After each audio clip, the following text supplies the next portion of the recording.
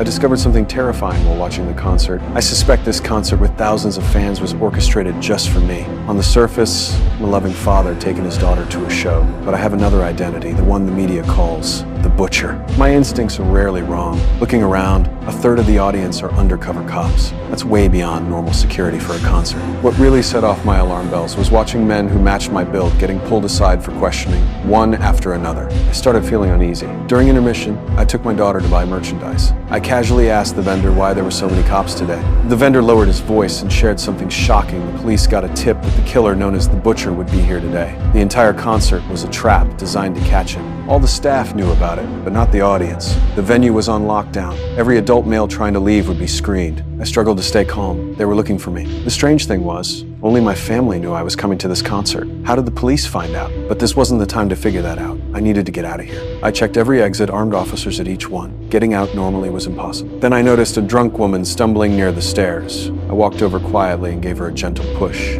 She tumbled down the stairs. The crowd immediately swarmed around her, drawing the two cops guarding the exit away. I grabbed my daughter's hand to slip out, but new officers immediately filled the gap. No choice but to return to our seats. The singer on stage was introducing a special guest. I spotted the hidden passage for the guest entrance. That lift platform could be my chance. I told my daughter I wanted to check under the platform, maybe there'd be a surprise. But she was completely focused on her idol and didn't understand what I meant. While I hesitated, the platform entrance closed. I'd missed my opportunity. I couldn't wait any longer. I told my daughter I needed to use the bathroom, then found that vendor again. While chatting, I noticed his badge could open venue doors. When he went to the warehouse for supplies, I quietly took his badge. As we kept talking, I extracted another crucial piece of information to avoid arresting their own people by mistake. The police had given all staff a code phrase. Acting curious, I asked what it was. The vendor, completely unsuspecting, told me, "Curtain call performance." With the badge and code phrase, I slipped into the employee area backstage. I immediately saw armed personnel in a meeting, discussing the capture plan. I pretended to get coffee, walking past them and picking up valuable intel.